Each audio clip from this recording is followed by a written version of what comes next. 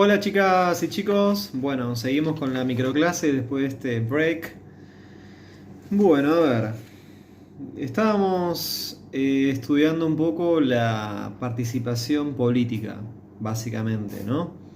Dijimos que el Estado argentino es un Estado moderno, que es un Estado moderno, el argentino, cuya forma de gobierno es la democracia, que en la democracia quienes realmente tienen el poder, al menos en términos teóricos, es el pueblo, y que esa ficción, en definitiva, de que el pueblo tenga el poder, porque a ver, el pueblo no puede gobernarse a sí mismo directamente, a menos no como entendemos hoy por hoy el Estado.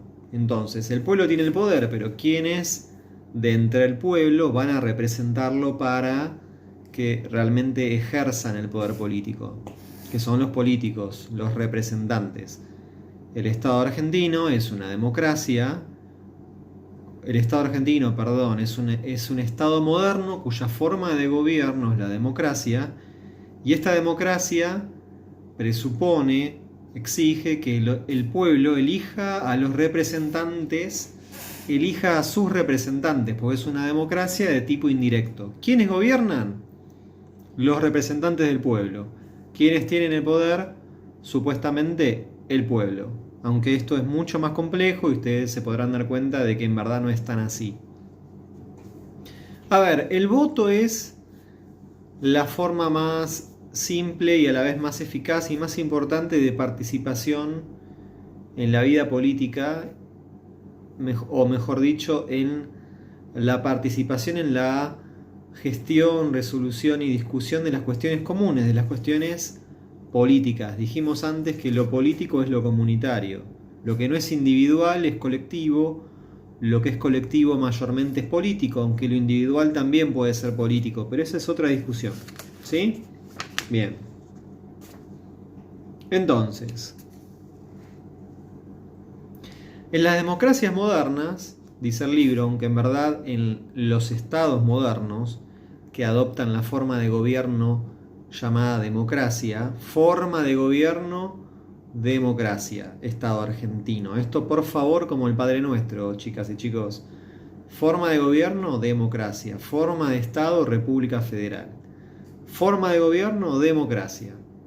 ¿Qué dice el libro? En las democracias modernas, el sufragio, también llamado voto, es una de las principales formas de participación política de la ciudadanía. O sea, quienes el Estado reconoce como ciudadanos participan de la toma de decisiones del Estado, que el Estado es una ficción, chicos, el Estado en definitiva son personas, a través del voto. Entonces, yo, Eugenio, voto a quien me va a representar en el Estado para la toma de decisiones. Yo no resuelvo directamente, yo no discuto directamente, yo no ejecuto una política pública, por ejemplo, directamente, sino que lo hago a través de mis representantes. Y para eso está instituido, se creó el sistema del voto. ¿Sí? Ahora bien, el voto es mucho más rico que elegir por medio de un papelito al, por ejemplo, presidente. El voto también es elegir al candidato que como representante potencial representa o no mis ideas. Y esta es la gracia de que haya un sistema llamado democracia. Democracia, acuérdense chicas y chicos, representativa. En la democracia, como la entendemos en Argentina, el pueblo tiene el poder, pero el pueblo no gobierna directamente, lo hace a través de sus representantes, y así es en todas partes del mundo. La idea de que el pueblo gobierna directamente sin representantes es propia de las primeras épocas del liberalismo político y son ideas muy radicales, vinculadas luego con ciertos excesos. Entonces, cuando yo voto, para volver al anterior, no voto solamente a Cristina Kirchner, o a Mauricio Macri o a Alberto Fernández. Voto a la persona, pero sobre todo voto las ideas, las propuestas que esa persona, que ese candidato, que ese representante potencial tiene. Y esa es la gracia, el sentido de que haya una democracia basada en el sistema electoral. ¿Sí? Votar me permite no solamente elegir a una persona, sino que también me permite elegir una idea o una forma de hacer las cosas, de entender lo político, de entender las políticas públicas, de entender las finalidades del Estado y demás, que puede no coincidir con la que tiene otra persona. ¿Se entiende? Por eso es tan importante votar. Uno no vota a una persona, vota lo que esa persona dice que va a hacer y lo que dice que piensa. ¿Se entiende? Bien. A ver. ¿Hubo siempre voto en la Argentina? Bueno, no como lo conocemos hoy en día. Hoy en día el voto es secreto, obligatorio y universal. ¿Qué quiere decir esto? Que cuando una persona vota, cuando un ciudadano vota, perdón, ese voto es obligatorio, está obligado a ir a votar. Ese voto es secreto, nadie le puede preguntar antes de votar ni después, en principio, a qué candidato votó. O sea, no se le puede exigir que brinde esa información. Si la quiere brindar voluntariamente es otra historia. Pero nadie le puede decir con un arma, como pasaba antes, che, ¿a quién votaste? ¿Sí? Y universal, porque votan hombres y mujeres en la medida en la que sean ciudadanos. Entonces, el voto en la Argentina es secreto, universal y obligatorio. Secreto porque nadie te puede preguntar, legalmente al menos, ni antes ni después. Mejor dicho, nadie te puede exigir legalmente que confieses a qué candidato votaste. Obligatorio porque a partir de cierta edad todos los ciudadanos están obligados a votar, que es a partir de los 18 años, con la excepción de los 16 años hoy en día, pero que después lo vamos a ver. Y universal porque votan mujeres y varones en la medida en la que sean ciudadanos, sin distinción de clases sociales, sin distinción de religión, sin ninguna distinción. En la medida en la que un ciudadano argentino, sea varón o mujer, tenga 18 años, tiene que votar en forma obligatoria y secreta. Eso está instituido por la Constitución Nacional. ¿Sí? Bien. Ahora bien, esto no fue siempre así. Este sistema electoral surge de la famosa ley Sáenz-Peña de 1912. Que como ustedes ya saben fue la ley que instituyó, la ley que creó el sistema electoral que más o menos tenemos hasta el día de hoy. ¿Cómo nuestro sistema electoral? Bueno, lo que estaba diciendo antes, el voto es secreto, obligatorio y universal. Secreto porque nadie te puede exigir como hacían antes. Che, ¿a quién votaste? Eso es ilegal y tiene una sanción jurídica, ¿sí? Universal, porque votan mujeres y varones, y obligatorio, porque estás obligado a votar. Aunque es interesante saber que la ley Sáenz-Peña, que fue un intento de sumar la mayor cantidad posible de ciudadanos a la democracia argentina, que por entonces, a ver, la Argentina se crea como Estado, o sea, el Estado argentino se crea en 1853, con el dictado de la Constitución Nacional. En 1912, 60 o 70 años después, se dicta la ley Sáenz-Peña, que es un intento de quienes tenían el poder de democratizar la toma de decisiones, porque había mucha gente que estaba excluida de la vida política nacional, porque no podían votar, y ese hecho de no poder votar hacía que no se sintieran parte de la toma de decisiones. Y eso daba lugar a, por ejemplo, resistencias, enfrentamientos con el Estado argentino, ¿sí? Bien, lo que es interesante saber es que si bien la ley Sáenz-Peña establece el voto universal, secreto y obligatorio, antes de la ley Sáenz-Peña, aclaración, no era obligatorio votar y no todo el mundo podía votar, era un voto cuasi calificado, o sea, era un voto facultativo, podías votar o no, votaban solamente los hombres mayores de 21 años. Pero bueno, a partir de la ley Sáenz-Peña votan solamente los hombres a partir de los 21 años, pero en forma secreta y obligatoria. El voto femenino se da mucho después, recién en 1947, cuando por intermedio de Evita, que fue la mujer de Perón, la segunda mujer de Perón, las mujeres logran acceder al voto. Las mujeres en la ley Sáenz-Peña estaban excluidas de la posibilidad de votar. ¿Sí? Bien. Entonces, el voto es, en definitiva, la forma más simple y a la vez más importante de participación en las cuestiones políticas, en la vida, en la toma de decisiones del Estado. Dado que nuestra democracia es representativa, yo tengo el poder pero no lo ejerzo directamente, yo tengo que votar a la persona que va a ejercer el poder en mi nombre y en nombre, en definitiva, de todos los ciudadanos. Hablamos un poquito de la ley Sáenz-Peña y dejamos en claro que la ley Sáenz-Peña, que si bien establece que el voto es obligatorio, universal y secreto, excluía a las mujeres, cuestión de género. Recién hasta en 1947 las mujeres argentinas pudieron votar. Bien. Ahora bien, nosotros hablamos un poquito de el sistema electoral, muy a las apuradas, pero bueno, nos olvidamos de mencionar algo que es fundamental. A ver, cuando yo, Eugenio Sulpicio, ciudadano del Estado argentino, voto un político, ese partido político, ese candidato, forma parte de un partido político, ¿sí? Los partidos políticos son el conjunto de candidatos que salen a ofrecer sus ideas y que en definitiva salen a ofrecerse como candidatos, sea en forma individual o en forma general. O sea, Alberto Fernández, por ejemplo, responde o pertenece a un partido político que se llama, podríamos decir, peronismo. Aunque el peronismo es en definitiva muchas otras cosas y es algo mucho más complejo, pero podríamos decir que hay un partido político que no se llama así, pero que existe como tal, que se llama peronismo, ¿no? En verdad, el partido político al cual pertenece y para el cual fue habilitado para presentarse como candidato Alberto Fernández en las elecciones de 2019 fue el Frente de Todos. Ese es el nombre técnico, el nombre en virtud del cual la justicia electoral lo habilitó a presentarse como candidato. ¿Sí? Bien.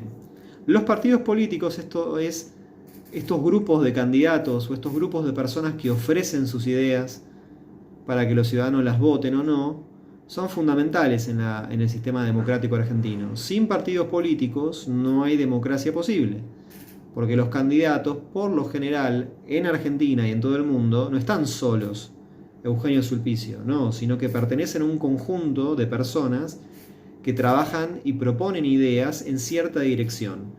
Esos son los partidos políticos. Los partidos son fundamentales en la vida democrática de cualquier Estado moderno que sea democrático. Y la Constitución Nacional, en el artículo 38, establece lo siguiente, miren. Establece no solamente los principios fundamentales del funcionamiento de los partidos políticos, sino que los consideran fundamentales para la vida democrática del país.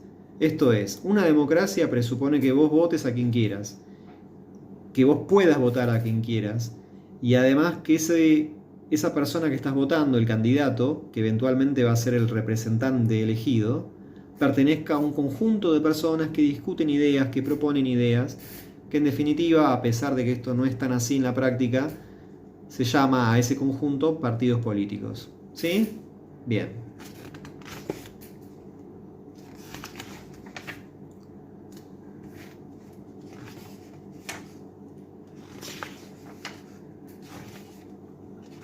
Vamos a saltearnos algunas cuestiones porque no tenemos forma de abordarlas online. Es muy difícil dar una clase online sin que sea demasiado aburrida. Ya es bastante aburrida nuestra materia como para añadirle la virtualidad. Pero bueno, a ver.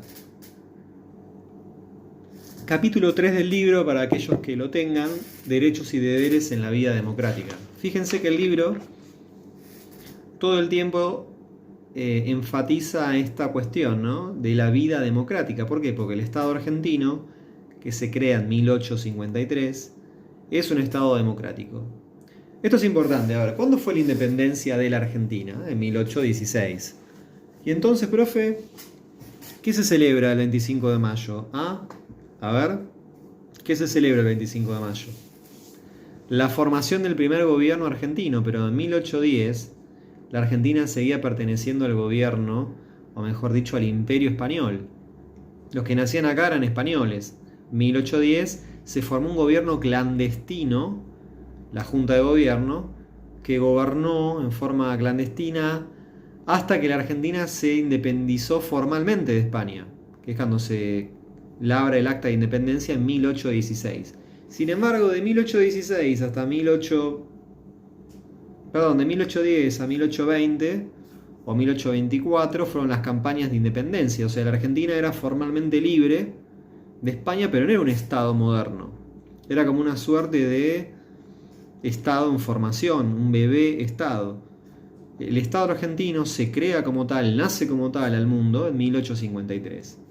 Y nace como un Estado, que ya lo dijimos, que en su forma de gobierno es democrático, el gobierno lo tiene el pueblo, el gobierno elige a sus representantes, y en su forma de organización es una república federal. ¿Qué es una república? Es un sistema de organización del Estado en el cual hay tres poderes: poder judicial, poder legislativo, poder ejecutivo. ¿Y qué es federal? Que haya provincias que tengan la misma importancia que el gobierno central. San Luis, en principio, debiera tener la misma importancia que Buenos Aires, y Salta la misma que Córdoba. La Argentina es un estado compuesto por estados, que se llaman provincias, república federal, que adopta para sí mismo ese estado la forma de gobierno democrática. Bien.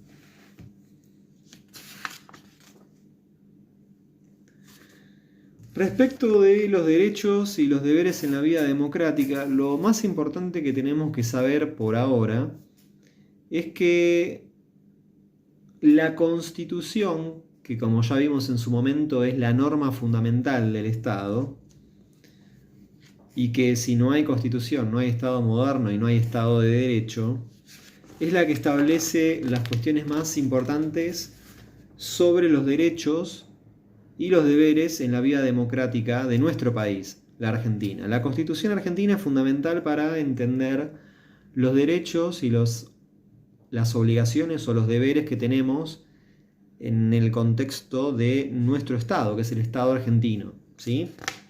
Bien, o sea, la Constitución es mucho más que un papelito, es mucho más que una ley. La Constitución es la base sobre la cual nosotros en Argentina construimos nuestro modo de vida en un sentido político, social, sobre todo político y social, también económico, pero sobre todo político y social, ¿sí? Bien. Con relación a esto es muy importante entender el concepto de derecho. O sea, ¿qué es un derecho, no? Esta es una pregunta muy importante. De hecho, cuando yo estudié en la universidad, a esta pregunta le dedicábamos muchas lecturas, ¿no? ¿Qué es un derecho? ¿Es algo que uno merece por ser persona?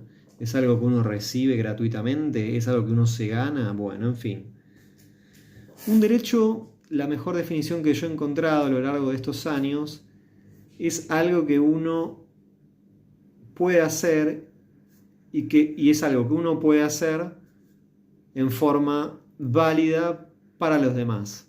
Esa es mi definición de derecho. A ver, voy a darles la definición de derecho del diccionario, que me parece muy buena también. Esperen un segundo.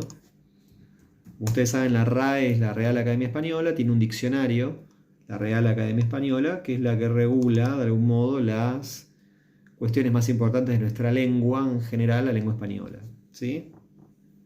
Bien. La RAE, que es muy buena para buscar, para brindarnos definiciones y aclararnos dudas, dice: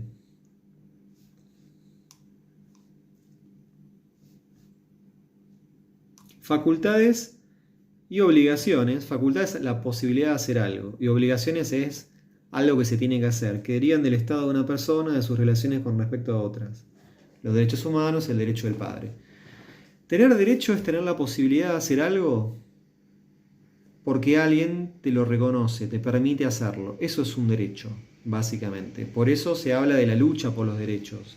Se habla del derecho a la vida, se habla del derecho a la salud. Es algo que yo puedo hacer, algo que yo necesito hacer, o algo que yo necesito disfrutar, algo que yo necesito que se me dé.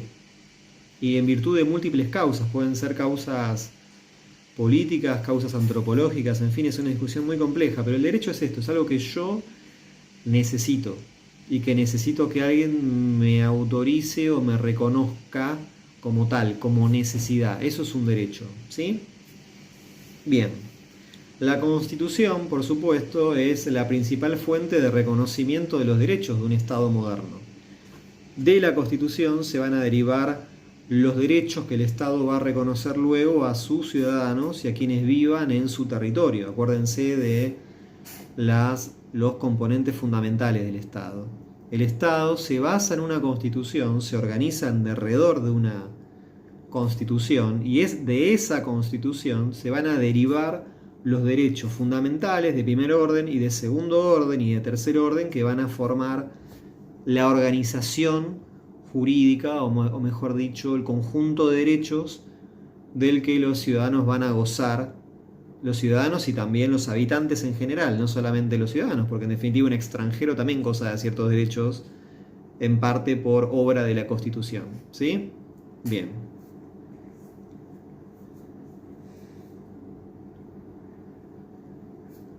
Con respecto a los derechos, decirles algo muy importante, que es que a lo largo de la historia los derechos tuvieron diferentes tratamientos. O sea, no siempre se creyó en el mundo, como hoy por hoy se tiende a creer, que todos tenemos derechos básicos que hay que respetar y que hay que garantizar.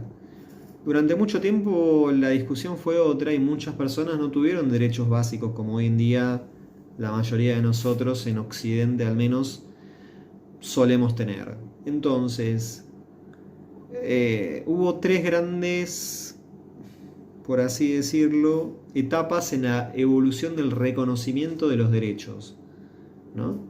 La primera etapa fue la de los derechos civiles y políticos, ¿no? También llamados derechos de primera generación.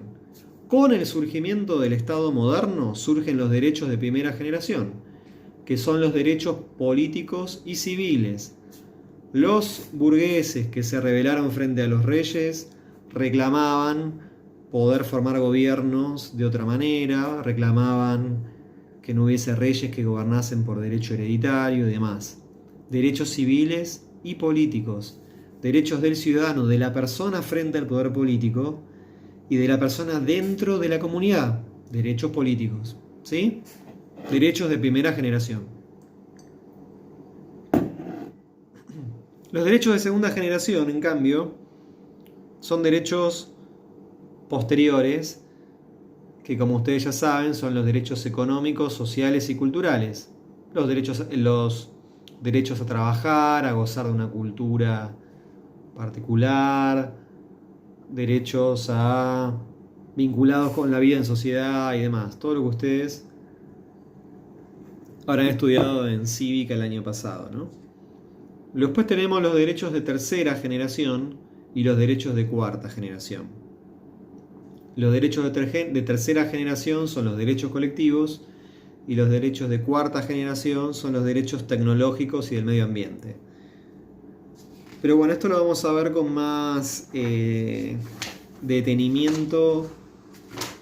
A ver, porque no los quiero agobiar. Pero básicamente quedémonos con esta idea de que hay, a partir de la Revolución Francesa, a partir de 1789, en Europa y luego en el mundo, se empiezan a discutir estas tres generaciones de derecho. Y generación implica temporalidad, implica que una vino primero que la otra. Los primeros derechos que los ciudadanos de a pie, que las personas de a pie los reclamamos al poder político, fueron los derechos civiles y políticos. Derechos, por ejemplo, a tener un gobierno elegido por nosotros. Luego reclamamos otros derechos, segunda generación, culturales, económicos y sociales. Luego reclamamos los derechos colectivos, los derechos que ya no hacen al individuo, sino a la colectividad frente al poder político.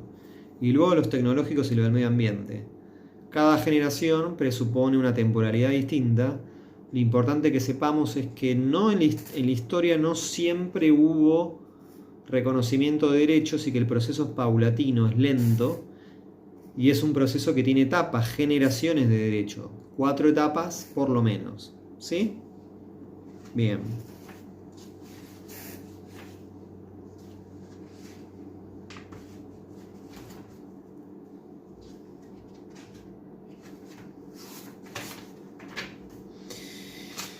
A ver, Déjenme ver una cosita.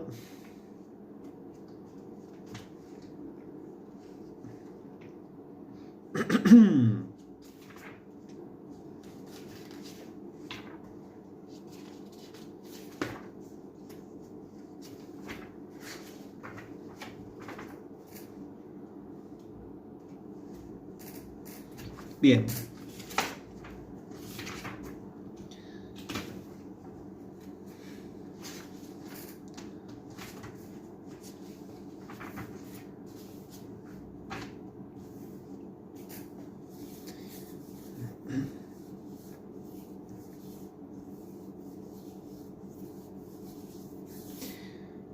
Por ahora nos quedamos con esta idea de las generaciones de derechos y en relación con esto vamos a decir algo más para terminar, que es que las primeras constituciones se corresponden con los primeros estados modernos. ¿Cuándo creen que surgieron los primeros estados modernos? Bueno, después del Estado francés, de la Revolución Francesa, que nosotros ponemos muy imprecisamente como modelo de Estado liberal. Hay algo que se llama constitucionalismo. Son las primeras corrientes o las primeras, por así decirlo, tendencias a crear constituciones de carácter liberal. Obviamente, las primeras constituciones fueron las constituciones de los primeros estados modernos, que como ustedes ya saben, fueron los estados liberales. Con lo cual, las primeras constituciones de la historia tenían una carga profundamente liberal y sobre todo estaban, de algún modo, destinadas a consagrar los derechos de primera generación, que son los primeros que surgen, que ¿cuáles son? Civiles y políticos. Entonces, con los primeros estados modernos surgen, por supuesto, las primeras constituciones. Los primeros estados modernos, como vimos la microclase anterior y contigua con esta, fueron liberales. Modalidad de estado, estado liberal.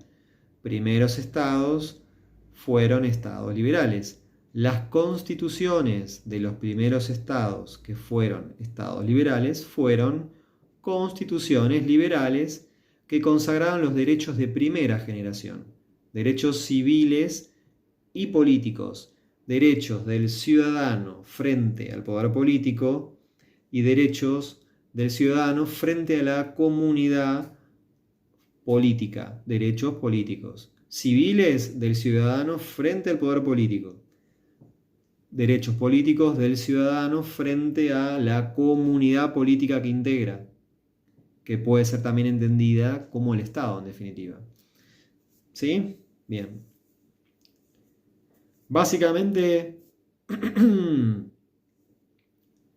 para que lo puedan entender mejor, los derechos civiles son aquellos que el Estado le tiene que garantizar al ciudadano por ser tal. En cambio, los derechos políticos son los derechos que el Estado le tiene que garantizar al ciudadano en la medida en la que es parte fundamental del Estado. Derecho político es, por ejemplo, la posibilidad de votar. Derecho civil es, por ejemplo, que nadie te persiga por ser de piel oscura. Son diferentes formas de entender los derechos, que ya los vamos a ver. Por tanto, primeros estados modernos fueron estados liberales. Las constituciones de los primeros estados modernos fueron constituciones liberales, que consagraron los derechos de primera generación. A este fenómeno lo llamamos constitucionalismo liberal. Bien, ¿qué será entonces el constitucionalismo social? Bueno, dijimos que los primeros estados modernos fueron liberales, por tanto, sus constituciones fueron liberales. Luego de este proceso, a fines del siglo XIX, comienzos del siglo XX, surgen los derechos de segunda generación, los derechos económicos, culturales y sociales. Los estados modernos que estaban todavía discutiendo o reflexionando sobre sus constituciones en este momento, fines del siglo XIX, comienzos del siglo XX, incorporaron a sus constituciones los derechos de segunda generación. Por tanto, surge el constitucionalismo social. derechos económicos, sociales y culturales. Derechos, por ejemplo, a manifestar la cultura propia, aunque el Estado no tenga esa cultura como dominante, derechos a percibir un salario justo, derecho económico, derechos de la sociedad en su conjunto, entendida como un conjunto de individuos, no ya del individuo frente al Estado, sino de la sociedad misma frente al Estado, ¿sí? Económicos, sociales y culturales.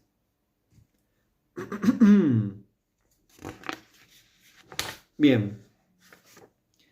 Ahora bien, también hay un constitucionalismo de tercera generación. Si dijimos entonces que los primeros estados modernos fueron estados liberales, que sus constituciones fueron constituciones liberales que recogieron y consagraron los derechos de primera generación, si dijimos que hacia fines del siglo XIX, comienzos del XX, surge el constitucionalismo social, que básicamente es un proceso en virtud del cual los estados modernos adoptan o reforman sus constituciones para incluir a los derechos económicos, sociales y culturales, que son los derechos de segunda generación que ya no parten de la idea de individuo. O sea, los derechos de segunda generación, ni de tercera ni de cuarta, parten de la idea de individuo, parten de la idea de sociedad, ¿sí? Y si dijimos que, por ejemplo, un derecho económico es el derecho al salario digno, si dijimos que un derecho cultural es el derecho a ser musulmán en Argentina y que nadie te persiga, si un derecho social es que haya educación en las escuelas o en las zonas más pobres de la ciudad para no generar diferencias sociales, llegamos al constitucionalismo de tercera generación, que ¿cuál va a ser? Va a ser la incorporación de los derechos colectivos a las constituciones de los estados modernos ya constituidos, ¿sí? Acá es interesante porque sociedad y colectivos se parecen pero no son lo mismo, porque derechos colectivos son aquellos que no le pertenecen a nadie, pero nos pertenecen a todos, como el medio ambiente. Típico ejemplo de derecho colectivo es el derecho al medio ambiente. ¿Quién es el que goza del medio ambiente? ¿Eugenio, Carlos, María? No, todos. La sociedad es mucho más complejo que la sociedad, es una colectividad de personas y hasta de todo el mundo.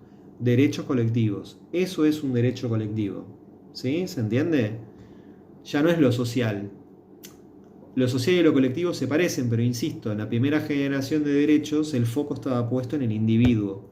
Y la segunda, aunque yo dije que ya no estaba puesto en el individuo, también lo estaba, porque en definitiva no, la sociedad se entendía como un conjunto de individuos. En cambio acá, en los derechos de tercera generación, y en los de cuarta también, van a ser derechos que tocan, que benefician en definitiva a todos por igual, sin considerar si es parte de la sociedad o no, si es un individuo o no, a todos por igual. Bien, y obviamente pusimos, por ejemplo, por cierto, al derecho al medio ambiente salubre o saludable o sano como típico ejemplo del constitucionalismo de tercera generación. Y ya el del cuarto va a ser el de reconocer los derechos tecnológicos, ¿sí? Yo antes me equivoqué, los derechos de cuarta generación, o la cuarta generación de derechos, mejor dicho, son los derechos tecnológicos. Por ejemplo, a tener acceso a Internet, a que Google no tenga toda tu información en forma eterna y demás. Lo importante acá es entender, insisto, que cada etapa en el reconocimiento de los derechos tuvo su correlato en las constituciones de los estados modernos, ¿sí? Y que las constituciones, que parecen algo, en definitiva, algo estático, no lo son tanto, van amoldándose a las ideas en boga de la época que se trate, ¿sí? Por eso yo tengo esta constitución, ¿ven? Esta es la Constitución Argentina de 1994. ¿Pero por qué de 1994, profe, si se dicta en 1853? Porque en 1994 hubo una reforma muy grande que incluye ¿qué derechos? Principalmente derechos de tercera generación. Los derechos de tercera y cuarta generación se dan a partir de los últimos años del siglo XX y comienzos del siglo XXI, que es donde estamos ahora. ¿Sí? Bien.